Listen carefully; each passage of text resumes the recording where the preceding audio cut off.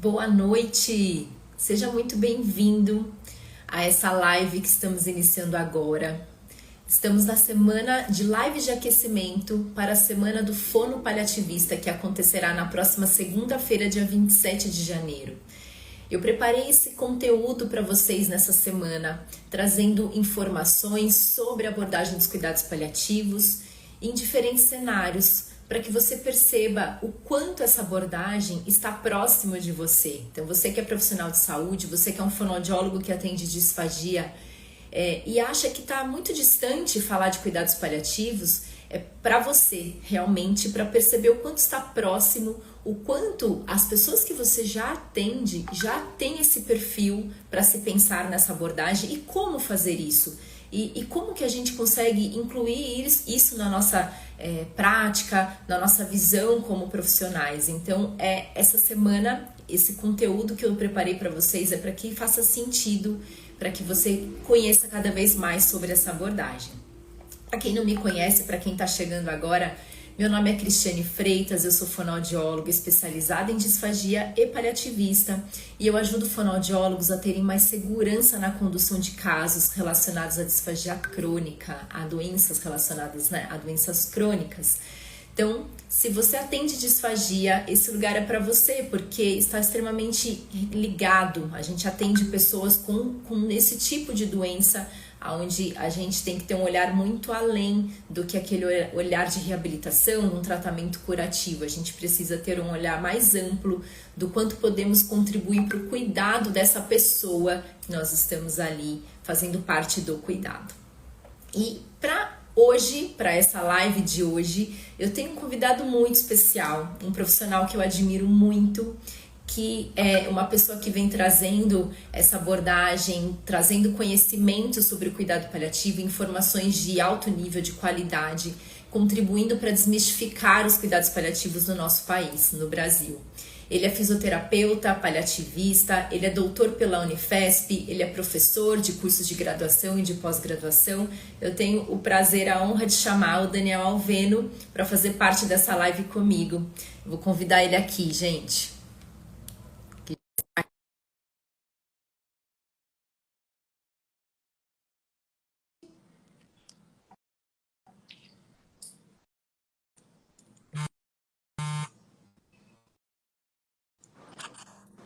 Boa noite, tudo bem, Oi, Cris? boa noite. Muito bom, prazer estar com você mais uma vez aqui e falando sobre cuidados paliativos, um tema que a gente ama, Que brilha os olhos, né? brilha os olhos e tão importante, né? Eu estava vendo aqui, né, a Terezinha falando, esse tema é um desafio para quem está saindo da faculdade e não é só para quem está saindo da faculdade, infelizmente, né? Para tantos profissionais formados às vezes há décadas que nunca ouviram falar sobre isso e acabam enfrentando grandes desafios com esse tipo de paciente no dia a dia. Então é muito bom a gente poder abordar isso sempre que possível. Exatamente. Eu agradeço muito por você estar aqui comigo mais uma vez. Você que é um parceiro, né? É um profissional que eu admiro muito e que está sendo tão importante para desmistificar os cuidados paliativos no nosso país, trazendo tanto conhecimento. Então, eu agradeço muito por você estar aqui, pela sua generosidade em compartilhar a sua experiência, seus conhecimentos. E conta pra gente, para quem ainda não te conhece, né, que está aqui comigo, aonde que você atua? Conta pra gente a sua área de atuação atual, onde que você trabalha. Ah, legal. Eu sou formado há 22 anos e fisioterapeuta formado há 22 anos e trabalhei durante 10 anos em outra área, ortopedia, desportiva, e por co- combinações do destino, acabei sendo convidado para atuar numa enfermaria do Hospital São Paulo, que é o hospital que eu atuo até hoje, lá em 2011. E aí eu acabei caindo de paraquedas numa enfermaria de cuidados paliativos que estava recém-criada, né? Ela recém tinha sido montada ali há um ano e pouco, a equipe ainda estava sendo formada, eu não sabia nada sobre cuidados paliativos. E aí eu, lógico que estava atuando nessa enfermaria, precisei estudar. E quando eu começo a estudar sobre esse assunto, lá em 2011, eu me deparo com um mundo que para mim era absolutamente desconhecido e foi até meio revoltante perceber que, poxa, como é que eu não tive isso, né? Durante Uhum. todos esses anos eu nunca ouvi falar sobre isso. Então, aquilo me soou como se eu tivesse eu já era professor, né, de faculdade, de pós-graduação. Eu falei, não, é um chamado para mim, eu preciso levar esse conhecimento para outras pessoas. Então, eu comecei realmente a estudar mais profundamente e me tornar bom o suficiente para poder levar esse conhecimento para outras pessoas. Acabei fazendo meu doutorado lá na Unifesp e tô lá há 13 anos nesse mesmo setor, nesse mesmo hospital, construindo a equipe junto com os meus colegas, né? O doutor André, que é o médico responsável lá, o doutor Aécio, que foi meu orientador de doutorado, que acabou falecendo em 2022. Então, eu tive grandes parceiros, pessoas que me inspiraram, que me ajudaram ao longo desses anos todos. E hoje eu tenho, né, para mim é realmente uma missão de vida de levar conhecimento, assim como você tem feito brilhantemente, para profissionais de saúde, para que a gente possa capacitar, né, as equipes a fazerem cuidados paliativos da forma como deve ser, e não somente olhando para aquela fase de terminalidade, que é importante, claro, mas o cuidado paliativo é muito mais amplo do que isso e a gente precisa discutir e aprender como fazer isso direito. Perfeito, Dani. Acho que você falando, eu fui também me vendo nessa trajetória como profissional, que nós fomos formados para reabilitar, né, Dani? Fono, físio, são áreas desse nível que a gente foi formado para reabilitar. E também nessa trajetória eu ficava muito inquieta, muito insatisfeita quando eu não conseguia proporcionar um atendimento demais. Como continuar aquele caso quando a doença ela tinha progressão, né? Então, por mais que você faça um plano terapêutico ali brilhante, com tecnologias que hoje a gente tem muita à disposição, mas chegava aquele momento e que aquele tratamento que você tinha ali proposto, ele já não tinha mais aquele efeito, né? Por um tempo sim, você tem muito retorno, mas em algum momento não, aquilo já começa a não ter tanto efeito, tanto ganho, e aí vem tanta insegurança, igual você trouxe, né? Depois que a gente entende sobre o cuidado paliativo, você fala, como que eu não aprendi isso antes para conseguir lidar com esse paciente em todas as fases dele? Porque Sim. chega aquele ponto em que você fala, até aqui eu consegui. E quando ele começa a ter o curso da doença, avançar esses sinais, no caso a disfagia, que a gente lida aqui, a fonoaudiologia, quem olha para ele? Chega aquele Uhum. ponto, será que é um limite terapêutico? Será que não se tem o que fazer, que são esses mitos? Mas pela falta do conhecimento do profissional, né, Dani? Exato. Exato. A gente se depara muito ainda com essa fala que eu digo muito que é proibido dentro de contexto de cuidado paliativo, né? Não temos mais o que fazer, agora o Uhum, paciente está em cuidados paliativos. E aí eu brinco, se não tem o que fazer, não é para você estar atendendo ele, porque uhum. não ter o que fazer é isso. Então você é um completo inútil para esse paciente, É, já que você está me dizendo que não tem o que fazer, ele não deve estar sob seus cuidados mais. É uma provocação, mas é uma provocação real para aquelas pessoas que dizem isso entendam que é um problema que elas têm de falta de conhecimento. Não é que não tem o que fazer, ela não sabe mais o que fazer, porque ela não foi treinada e capacitada para lidar com esse tipo de paciente nessa fase da doença.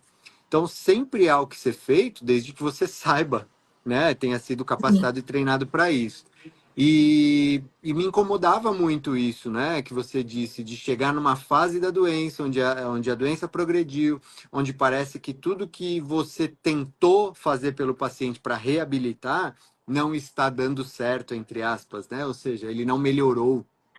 A Uhum, despeito de tudo que você fez, ele piorou. E aí muitos profissionais acabam enxergando isso como um fracasso dele, né? uhum. Dele, físio, fono, TO, psicólogo, enfim. E não é um fracasso do profissional. Às vezes é realmente uma refratariedade que a doença impõe para o paciente. E as doenças, todas elas que levam a um processo de condição ameaçadora da vida, elas vão impor limites terapêuticos. E aí a gente precisa saber separar o que realmente está faltando em mim de conhecimento para propor para esse paciente e o que realmente eu estou cobrindo desse paciente e apesar de eu estar fazendo tudo por ele, por isso que eu falo que o cuidado paliativo é fazer tudo, não quando não ter mais nada a fazer, né? Eu estou fazendo tudo pelo paciente e mesmo assim ele está piorando. Por isso que eu falo que saber cuidar do paliativo é libertador, porque você fica tranquilo de dizer, olha, eu fiz tudo por esse paciente, de mais correto, de mais adequado, de mais indicado, e mesmo assim ele está piorando, a doença dele está evoluindo, mas eu estou conseguindo dar controle de sintomas, alguma funcionalidade, mesmo que adaptada, alguma qualidade de vida e muita dignidade nesse contexto. Isso te liberta e te deixa mais tranquilo, né? Fundamental. Acho que você entrou num ponto que era o que eu ia realmente perguntar isso para você, que eu acho que o profissional que está assistindo a gente, que vai ver a gente depois, para que ele perceba. Eu quero até ouvir de você isso mais de uma forma mais aprofundada. O que mudou na sua experiência profissional depois de saber dessa abordagem? Que você já começou a falar isso, mas o que realmente mudou? Isso é libertador, mas conta, como que isso é libertador? Como que isso faz a diferença Sim. na experiência profissional? O cuidado paliativo ele mudou minha vida de várias formas, né? Eu acho que primeiro essa angústia que muitas vezes a gente tinha de não tenho mais o que fazer, poxa, que dó desse paciente, que pena, é muito triste ver um paciente morrendo e não é que deixou de ser triste, não é que eu deixei de me comover, mas eu ficava angustiado de ver isso acontecendo e de me sentir inútil nesse processo, muitas vezes. Sim, Então, nesse contexto que eu digo que foi libertador, né, de você dizer, não, é triste a condição dele, um sofrimento familiar do próprio paciente, muitas vezes, mas eu tenho a clareza de que tudo que podia ter sido feito foi feito e que todo o nosso trabalho fez sentido dentro dessas coisas que eu falei, controle de sintomas, funcionalidade, autonomia, qualidade de vida e dignidade. Além disso, é inevitável que você, que aprende cuidados paliativos, se torne uma referência dentro do seu convívio ali, né? Porque, infelizmente, vivemos num país onde pouquíssimos profissionais têm conhecimento profundo sobre esse assunto, sobre esse tema. E aí, quando verdade. você domina cuidados paliativos de uma forma mais profunda, porque eu falo que, poxa, vai acabar aparecendo paciente com essa demanda. E aí você vira uma referência para as pessoas. Pô, o Daniel estuda isso, a Cris estuda isso, né? Então vou Uhum. perguntar para ele, vou conversar com ela, vou tentar entender esse contexto, porque esse paciente é meu e eu preciso fazer mais por ele. Eu imagino que todo profissional de saúde, ou pelo menos a grande maioria, queira o melhor para o seu paciente. E Exato. aí, quando a gente não sabe alguma coisa ou se depara com alguma limitação técnica, a gente vai buscar aí atrás, né? Os bons profissionais, pelo menos, fazem isso. Então, você aprender cuidados paliativos vai te libertar, vai te tornar uma referência, né? E aí eu brinco que eu falo que eu comecei a estudar isso há 13, 14 anos atrás, quase, e quando eu ia buscar quem eram as referências da minha profissão para falar, a gente não encontrava quase ninguém. Sim, E graças a Deus hoje isso é diferente, a gente encontra muito mais gente, mas mesmo assim ainda é muito pouco perto de outras áreas, né? Então hoje a verdade. gente consegue discutir com mais pessoas que dominam o assunto, que estudam mais profundamente, mas naquela época não tinha às vezes nem com quem conversar, então isso era muito Sim, duro, né? De perceber. E e aí foi eu vejo pessoas que que muita. olham de um jeito estranho, né, Dani? Nossa, mas você é paliativista, o que tem isso a ver com a físio? Como se não tivesse uma relação, né? As pessoas te olham até e começa, às vezes, ter um preconceito ali, né? Por não conhecer. Eu imagino você há tantos anos atrás, o quanto isso ainda era um mito, né? Tremendo. E aí você deve ter feito muito, assim, quebrando barreiras aí para trabalhar e trazendo esse conceito. Sim, total, e coisas que a gente realmente precisa enfrentar com conhecimento, até questões às vezes de, como você falou, né, o que o físio vai fazer com o paciente em cuidado paliativo, até um certo desdém muitas vezes, né, de algumas pessoas, mas físio para paciente em cuidado paliativo, isso não faz nem sentido e tal. Então, exige realmente muita técnica, muita postura, muito boa comunicação. Outra coisa que mudou minha vida foi a comunicação, que eu resolvi estudar isso mais profundamente. Isso me tornou um profissional melhor, assistencial, mas principalmente docente, né? Que é o que eu gosto, que eu amo fazer, que é dar aula, enfim. Então, me tornou um profissional melhor, fiz meu doutorado com esse tema, né, de comunicação de más notícias. Então, assim, o cuidado paliativo, ele vai... o conhecimento de cuidado paliativo é realmente muito transformador. E eu acho que ele te coloca num patamar diferente, não só profissional, mas também pessoal, que realmente muda o contexto que você está inserido com o seu paciente, com a família do seu paciente e principalmente com a sua equipe. Perfeito, Dani. Eu acho que eu vou até aproveitar um gancho seu com essa palavra que você trouxe, libertador, também contando dessa minha experiência, do quanto a abordagem ela transformou a minha vida também, profissional e pessoal, porque a gente realmente começa a te enxergar de uma outra forma, né? A nossa missão como pessoas da área da saúde, que é essa missão de se doar também. Então, como que eu posso ser útil àquela pessoa que está confiando a mim o cuidado? E o que é libertador também, aproveitando o gancho da sua palavra, é o quanto me ajudou nesse contexto com as famílias, porque a gente que lida com essa área da alimentação, o quanto é sofrido, né, Dani, quando a pessoa começa a ter dificuldade para engolir, ou perder peso, ou diminuir a ingesta. E é um sofrimento para o paciente, para a família e para a equipe também como um todo, porque existe essa questão, né, do tabu da alimentação. Então, acho que o que você falou da comunicação, isso também foi fundamental para poder lidar com todo esse cenário, para explicar que aquilo faz parte do processo da doença, que não é uma falha do profissional ou que a gente não está deixando de fazer algo por aquela pessoa. Mas eu acho que o ponto que me ensinou muito é antecipar esses problemas. A hora que você atende um paciente, que você é chamado ali com essa perspectiva dessa doença ameaçadora da vida, doenças que a gente sabe que tem uma progressão e que, por entender da doença, você sabe que vai ter essa questão da alimentação funcional, né? Tanto para você mobilidade, essa parte respiratória, quanto essa disfagia, a gente sabe que ela vai avançar. E aí você conseguir antecipar isso para a família, para todo o cenário de dizer, olha, agora ele está comendo, está indo tudo bem, mas vai chegar um momento em que o cenário pode ser assim, dessa tal forma, como que nós podemos pensar juntos? E aí essa confiança, esse elo, ele vai sendo tão transformador, né, nesse percurso todo da trajetória do cuidado, porque o que acontece? Eu vejo, Dani, até os fonoaudiólogos que estão aqui acompanhando, eles sempre falam, como que eu faço a família entender que o paciente não pode mais comer ou que ele tem a disfagia? A gente tem tantas demandas, né? Que a família dá comida escondido, sabe aquela situação? Como que eu faço eles entenderem? Então, quando a gente não tem essa noção de que tem que envolver todo mundo, de que tem que antecipar os problemas que a gente sabe que podem acontecer, existe insegurança no meio do caminho. Então, a hora que as coisas começam a ficar desafiadoras, a família também fica insegura, fala, mas poxa, você está vindo aqui toda semana, você acompanha o meu ente querido e ele está piorando ali da deglutição. Então, o que você está deixando de fazer? Começa a gerar esse tipo de questionamento, aí o profissional entra na defensiva, né, achando que é com ele o problema, que a família não está sendo aquela família desafiadora, essa família é muito difícil.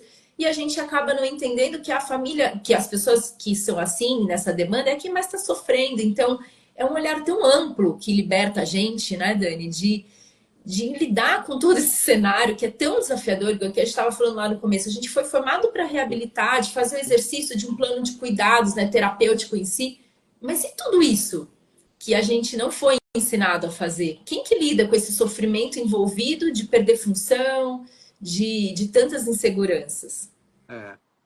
E essa parte da comunicação, ela tem muito a ver com a questão da confiança, né?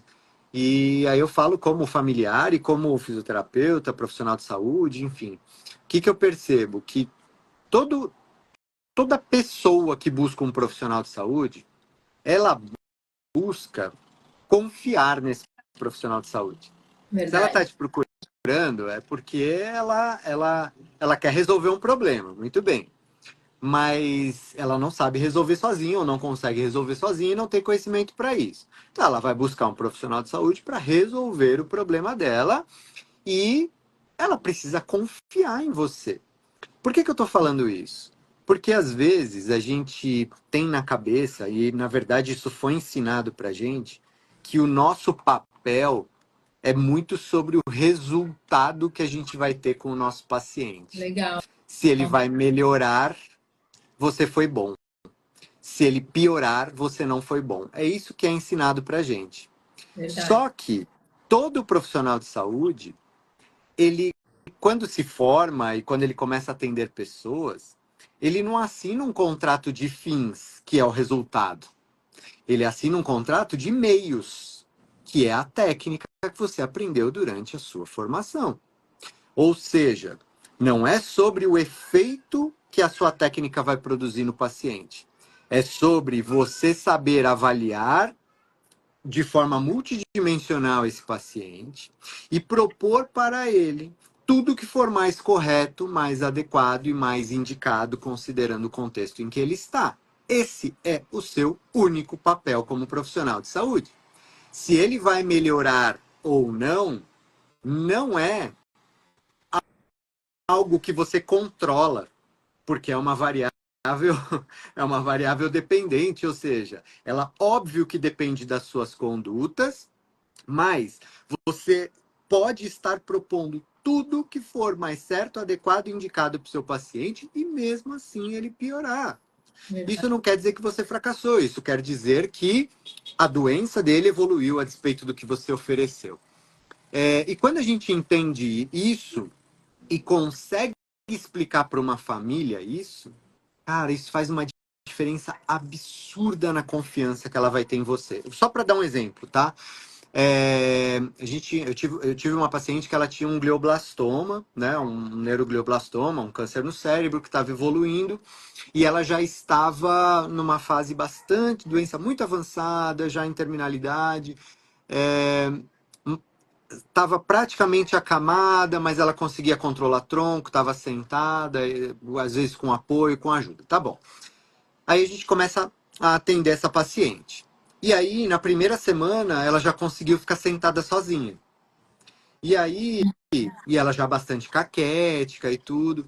E aí, na segunda semana, eu comecei a fazer sentar e levantar com ela. E ela começa a trocar uns passinhos. A família colocou a gente num pedestal.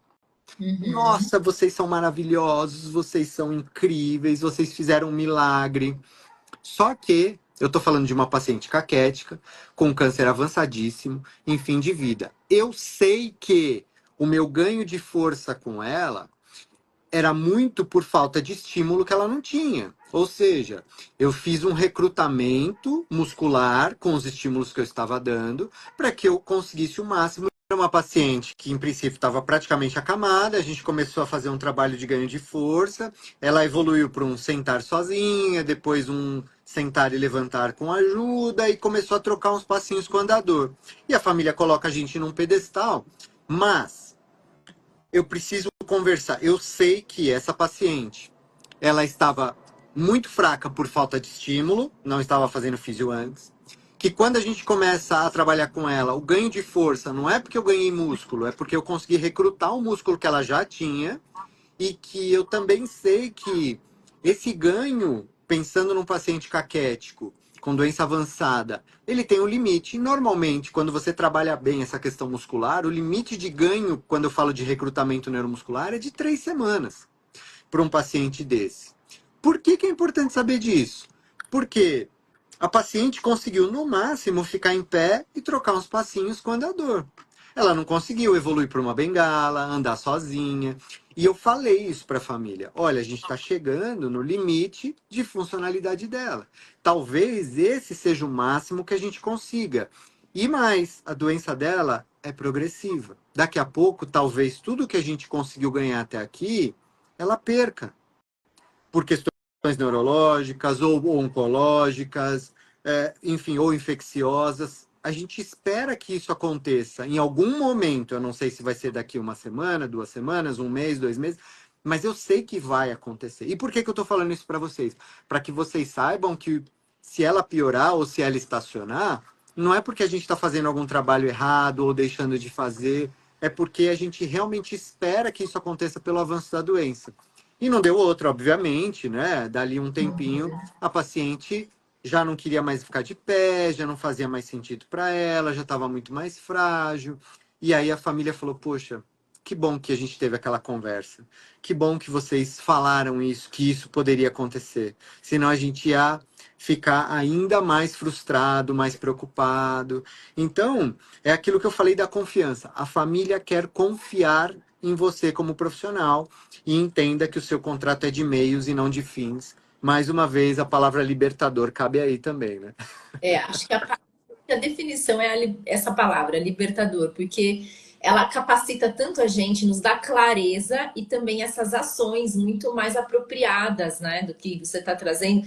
E eu achei incrível também a forma como você trouxe isso, do tipo de contrato, que realmente toda pessoa que procura um profissional de saúde, nós também, como, quando passamos no médico, quando a gente faz um tratamento, você busca isso, você quer confiar naquele profissional, porque são muitas questões que, ainda mais diante de uma doença ameaçadora da vida, o quanto isso traz de insegurança e dúvida, e aí entra aquela questão, mas vamos procurar outra opinião, né? Vamos tentar outras coisas, porque se você não tem confiança, você vai sempre ficar com essa dúvida, e isso causa um sofrimento tremendo, né? Mas eu adorei essa definição que você trouxe do que é o papel do profissional, porque realmente é uma mudança de visão, Sim, é sim. uma mudança, né? Dessa entrega, e acho que é um peso que a gente carrega nessa sensação de que você tem que solucionar os problemas, de que é para isso que você está ali. Mas existem essas formas de solucionar os problemas com uma outra visão, que é o que você trouxe, né? Solucionou o problema Uhum, com uma comunicação empática e honesta, sim. informando esse cenário do que seria o cenário, o melhor cenário e o mais desafiador. Porque a hora que a família chega nesse ponto, aquela dúvida, aquele sofrimento que ela enfrenta tende, de uma certa forma, a ser minimizado, né, Dani? Porque ela já teve essa informação. Então, quando chega naquele ponto, ela vai falar: realmente, o Daniel ele avisou que isso poderia acontecer, faz parte do quadro. Uhum. É assim, né? A gente consegue acolher tanto Nossa. esse núcleo todo, o paciente, a família.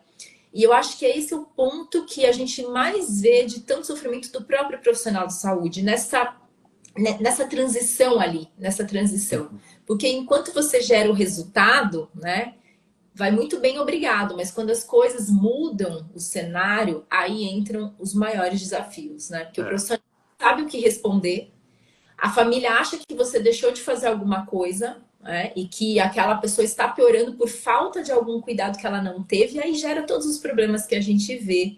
Uhum. E eu acho que esse ponto da confiança mesmo, né, Dani? É. Porque não basta a gente ter conhecimento, né? Esse conhecimento, ele não é óbvio para o outro lado, né? As pessoas, quando elas chegam até você, muitas vezes elas não sabem nada sobre você. Quer dizer, lógico, às vezes é uma indicação. Nossa, a Cris é uma ótima fono. Tá bom.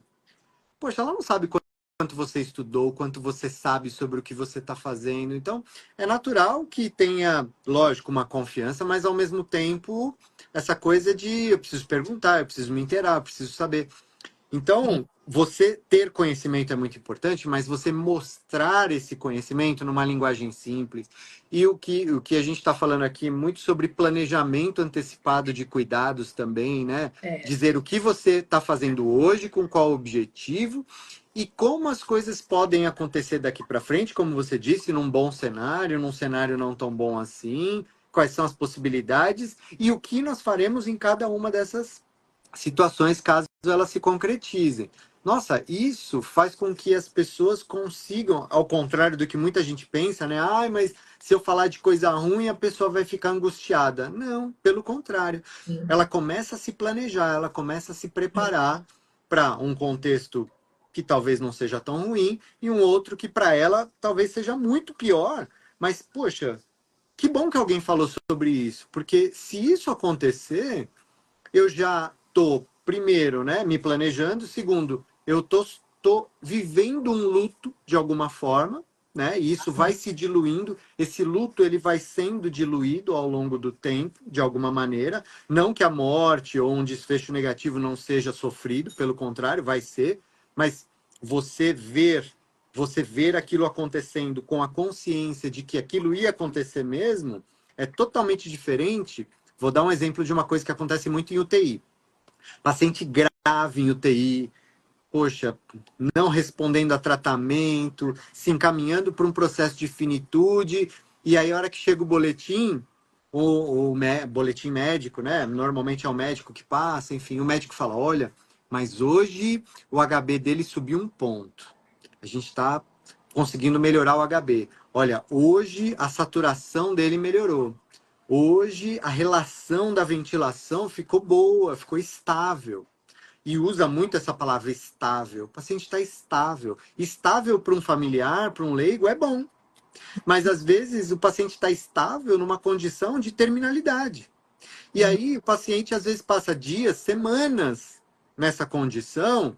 E aí a família sempre com aquela esperança de tá estável, olha, subiu o HB, subiu a saturação, as notícias boas, entre aspas, vão sendo dadas, e aí ele morre.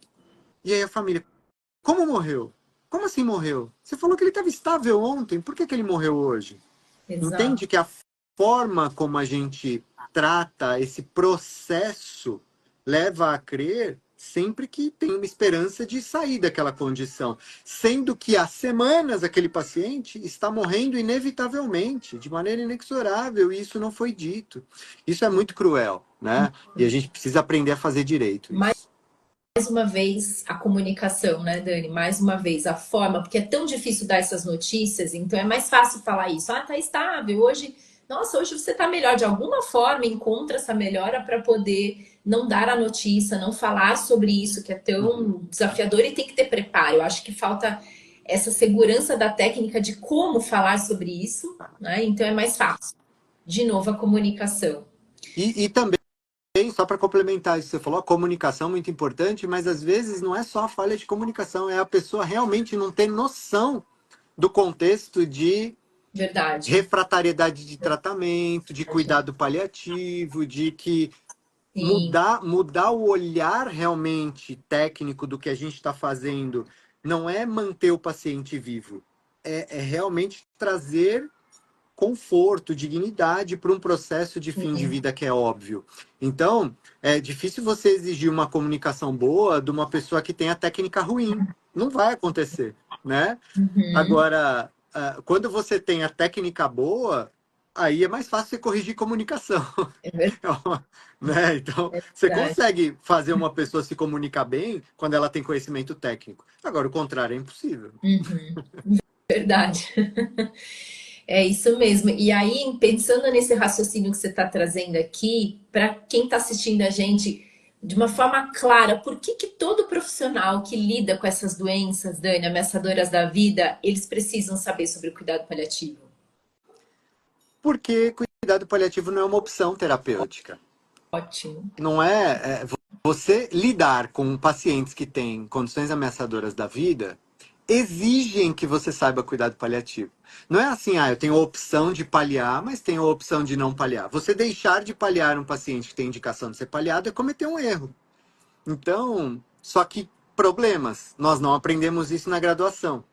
Muitas vezes não aprendemos isso em nenhuma das formações que a gente faz, pós-graduação, mestrado, doutorado. Enfim, a gente não aprende. Sim. E aí você se depara com pacientes que têm condições ameaçadoras da vida, que estão numa UTI, que estão...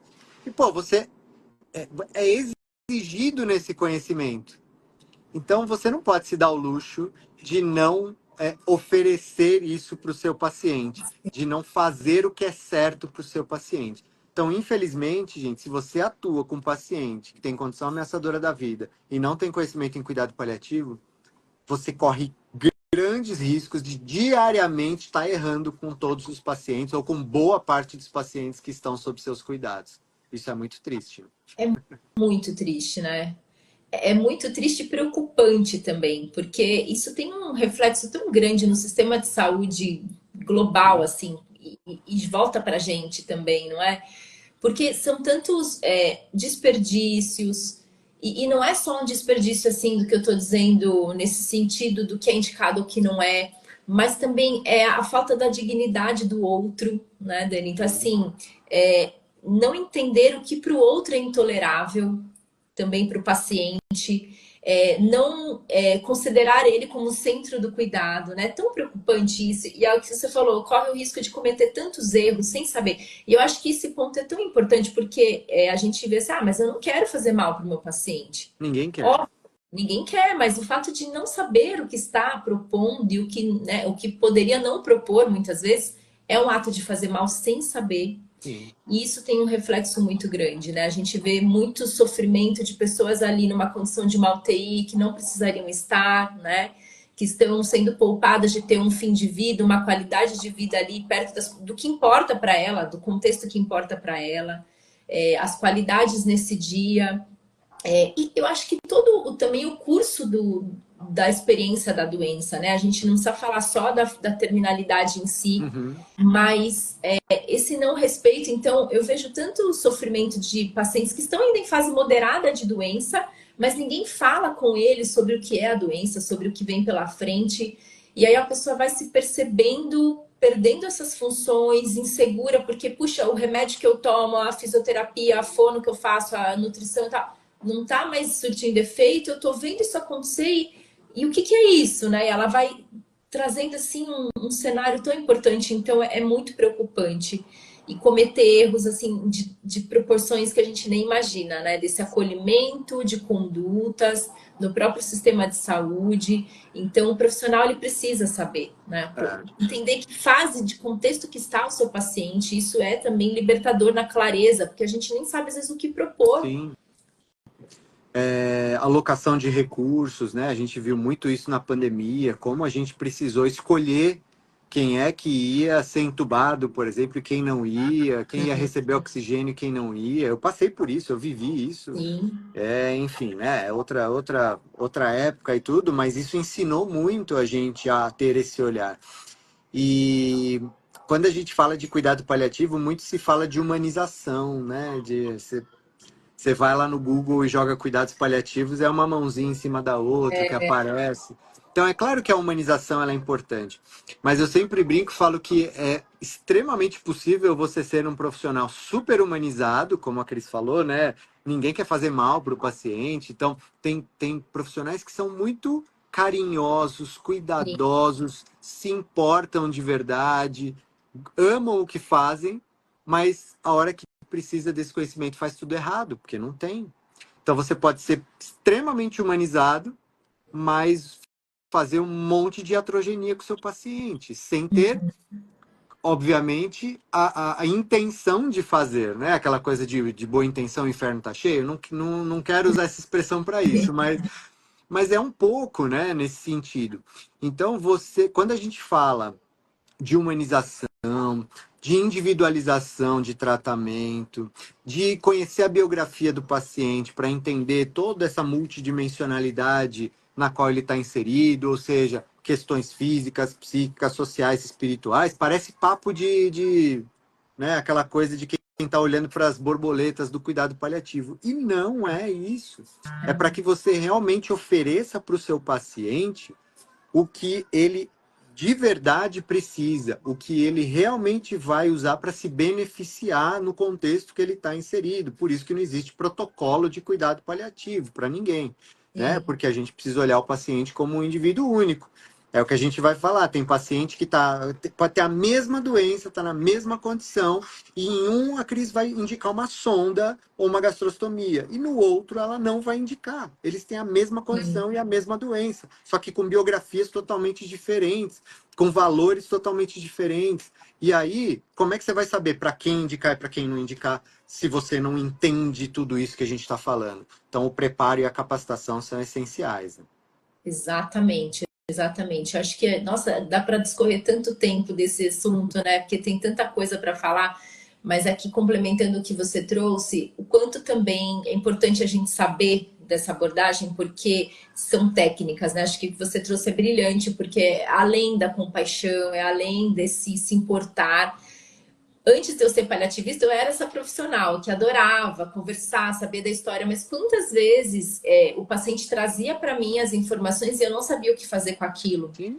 Eu engolia aquilo, falava, puxa, eu sinto muito, o que que eu faço com isso? Então era algo assim, por falta de técnica, não sabia levar adiante, não sabia falar com o médico sobre isso. Então já ouvi, por exemplo, paciente dizer, eu não estou interessada na sobrevida se eu não puder Uhum. comer, por exemplo. E eu não podendo ofertar nada, que o médico tinha me dado a ordem, não pode, via oral é zero, porque ele broncoaspirador crônico. E aí você fica ali refém, sem saber como fazer aquela técnica, né? Então tem esse ponto que isso é algo que a gente está fazendo de mal ao paciente, porque ele está ali confiando a você, pedindo-se socorro a você, e ele deseja isso e a gente não leva isso em conta. E tem um outro ponto que me veio, o quanto também a gente tem que tomar cuidado de colocar as coisas que a gente acha que é o melhor, né, Dani? Então, assim, por Uhum. exemplo, eu vejo muito dentro da área da fono, achar que todo mundo merece comer, que todo mundo, igual você falou, quando que eu indico uma sonda, uma via oral, que todo paciente em cuidado paliativo, não, vai ser via oral de conforto. E não é isso, né? Não é isso, não é uma regra, é um olhar individualizado para entender quem é esse paciente, qual é a relação dele com a comida, em que fase da doença que ele está, porque talvez realmente ele vá se beneficiar de uma dieta integral, dependendo da fase. E é isso, não colocar os meus valores, porque eu acho que todo mundo tem que comer. Aí eu já vi muita gente fazendo isso, até pessoas que têm, que dizem ser paliativistas, dizer assim, eu escutei uma vez uma frase assim, mas eu quero que esse paciente coma, não me importa se a família não aceitar isso, porque ele tem que comer. Como assim, né? Então, é realmente saber como conduzir os casos, porque são muitas coisas para a gente considerar. Sim. E Algumas coisas são muito óbvias, óbvio, claro, né? sim, Como tudo, assim. Os extremos são muito fáceis de lidar, né?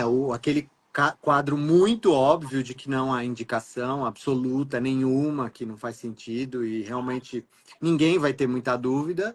E o caso em que tem indicação clara e, enfim, né? sim, Agora, o segredo está realmente no caminho do meio, né?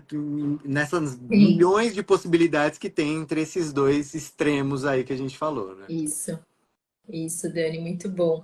Muito bom, adorei as suas sacadas, assim, a forma como você foi trazendo de uma forma clara, porque é um conceito tão complexo. Para quem nunca teve contato com isso, fica até um pouco, é muita informação, mas você trouxe de uma forma muito clara para o profissional perceber o quanto isso está perto dele, o quanto é necessário buscar o conhecimento.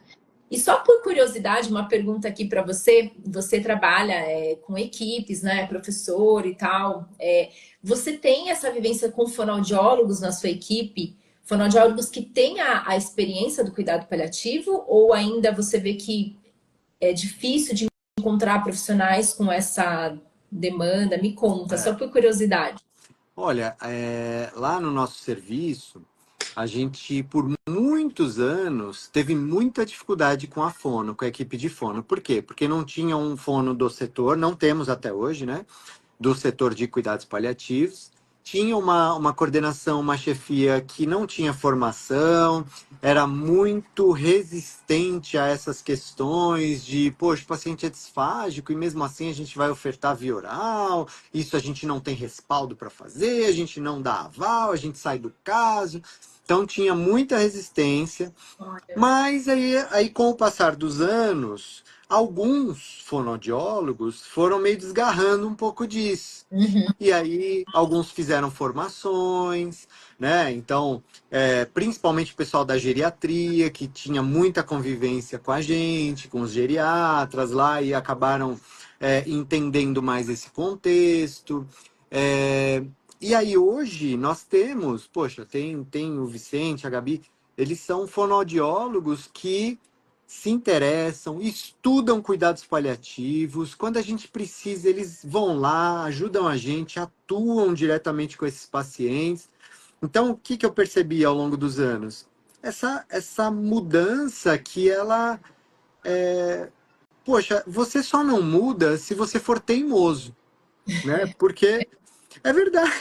Eu falo que assim, você ser ignorante, Deus perdoa, porque, poxa, você não teve acesso ao conhecimento, não chegou o seu momento de estudar. e tudo bem. Agora, você ter acesso ao conhecimento e mesmo assim você fala assim, não, não quero fazer isso, aí desculpa, é teimosia, porque não é uma questão de concordar ou não concordar. É, poxa, você oferecer para o paciente o que ele precisa. E você deixar de oferecer para o paciente o que ele precisa dentro do contexto de cuidado paliativo é você errar com ele. Agora, você errar por ignorância, tudo bem, faz parte, porque é uma coisa que a gente não tem na nossa caminhada tradicional. Mas depois que você tem acesso e contato com isso, passa a ser realmente uma questão mais pessoal de teimosia. E acredite, tem gente que escolhe ser teimosa, tem gente que escolhe continuar errando. Tá tudo bem, é perfil de profissional. Agora, eu tenho visto realmente cada vez mais profissionais se sensibilizando com a necessidade de estudar isso, porque dentro de tudo isso que a gente falou desde o começo da live, né? É uma coisa que, pô, você abre os olhos, você não consegue desver, você não consegue É verdade. mais, poxa, É um voltar cúmulo atrás sem e falar fim. assim, eu não me importo, eu não quero oferecer para o meu paciente, sabendo que você pode oferecer algo melhor. Então, graças a Deus, hoje a gente tem mais fonoaudiólogos que nos ajudam, que entendem, que tecnicamente são muito bons, e eu acho que isso tem crescido em outros serviços também. Perfeito, Dani. Acho que resume, né, tudo que a gente falou, o quanto esse profissional que tem o conhecimento, ele é um profissional mais completo, referência, igual você trouxe, porque ele, falo até do fonoaudiólogo, né, puxando para cá, ele vai saber lidar com esse paciente que tem a disfagia em qualquer fase da doença. Então, a hora que vai muito bem, obrigado na reabilitação, ele está ali dando esse resultado, né, naquele cenário. E quando as coisas começam a ficar mais desafiadoras, ele também vai saber solucionar os problemas com aquilo que é apropriado. Então, quanto o profissional que sabe da abordagem, ele é um profissional seguro, que tem clareza, né? E aí a gente vai, lógico que cada caso vai ser desafiador para todos, porque como você disse, não tem protocolo, então a gente vai ter que quebrar a cabeça mesmo, vai ter que sentar todo mundo. Por isso que é uma equipe, né, cada vez mais integrada, a gente fala até transprofissional, que é essa soma de saberes em prol daquele paciente ali como um centro, mas o quanto esse profissional que tem a bagagem, essa visão, ele já passa à frente, né? Ele já se destaca porque ele está ali inserido nessa equipe e pensando no que é apropriado e que não é fazendo essas justificativas ali para a equipe, para a família, trazendo para o paciente esse melhor cuidado. Então, acho que tanto físico quanto fono, qualquer profissional, médico, enfim, Nutri é aquele que vai saber lidar com o paciente em qualquer cenário, né? Desde o início de um diagnóstico até o processo de finitude, ele vai saber como conduzir de forma apropriada, com mais segurança, né, Dani? Acho que isso para o profissional é o divisor de águas, essa clareza das ações. E é um profissional que não abandona o paciente até o fim de vida dele, porque o que eu vejo de equipes dando alta para paciente em terminalidade, por exemplo, gente, Exato. outro dia eu vi uma psicóloga dando alta para um paciente porque ele estava em terminalidade, falando, olha, agora eu não tenho mais como atender o senhor está em terminalidade. A psicóloga para mim foi o auge, porque eu já tinha visto físio, fono, TO, mas pô, a psicóloga dá alta para um paciente Puxa, consciente, orientado em terminalidade, porque ele está em terminalidade. Então, é lógico que não é uma crítica à profissão, pelo amor de Deus, sim, né, gente? Mas, sim. assim, é a profissional, é assim como eu acabei de falar, né? Já vi físio dando alta porque o paciente tá em cuidados paliativos, fono, TO. Gente, e assim, por isso que eu falo, saber cuidar do paliativo faz com que você não abandone o seu Uhum, paciente pela sua limitação. Sempre há o que ser feito. E esse exatamente. contexto transdisciplinar, transprofissional, ele é fundamental justamente para a gente fazer o outro entender, né? Então eu falo com a Cris e falo, olha, aquilo que eu estava fazendo com a paciente até semana passada, agora não faz mais sentido. Então, talvez a sua abordagem agora ela seja mais importante nesse contexto do que a minha, ou agora o meu objetivo vai ser outro e vamos caminhar para dar essa função para esse paciente, vamos focar nisso que ele ainda tem. Agora, se a gente não se conversa e se eu não sei qual é o objetivo da crise e ela não sabe qual é o meu, o Exato. paciente é que sofre com essa falha da comunicação e dos objetivos em comum de toda a equipe, né? Uhum. E como sofre, né? E como isso é a realidade, infelizmente, Então, como profissionais de saúde que a gente tem essa missão de cuidar, de aliviar sofrimento, como que a gente ainda faz isso, né? Como que a gente abandona alguém que mais precisa? Porque essa fase mais delicada é onde eles mais precisam do profissional ali, porque são muitas dúvidas, insegurança, controle de sintomas, vai ficando mais difícil. Então, quem que olha para essa disfagia, essa dificuldade de deglutir, né? A fono que fala, e saiu do caso porque não tem mais o que fazer pela satisfagia, então realmente são coisas que a gente ainda não pode mais aceitar. Por isso que a gente está aqui, né, Daniel, e você levando isso para quantas pessoas a gente puder falar. Eu falo isso para os fonoaudiólogos porque na hora desse ponto mais crítico que entra a questão da broncoaspiração, a dificuldade de alimentação, esse ponto da alimentação, o ato de engolir, a disfagia como um todo, esse cenário, ele é um marcador, né? Ele realmente é isso, igual você estava falando, é o fonoaudiólogo que entende disso falar para a equipe, olha, eu estou percebendo esse avanço, ele pode estar progredindo a doença. Quantas vezes isso a gente vê, né? Então, ele mesmo numa dieta de conforto, você fala, não, agora não dá mais, eu vou ter que suspender um jejum porque ele está entrando nesse processo ativo. E aí a gente conseguir identificar o paciente que precisa do apoio de toda a equipe até o seu último suspiro, porque tem muito o que fazer por ele, né? É o momento mais crítico. Então, é esse profissional que vai saber cuidar de qualquer fase e cuidar da pessoa, não da doença, né? A gente sai desse jeito engessado que a gente foi formado e consegue olhar para a pessoa. Sem dúvida. Mas olha que delícia falar com você sobre isso. Aprendi bastante assim seus insights, a forma como você trouxe com uma clareza sobre essa abordagem que é tão complexa.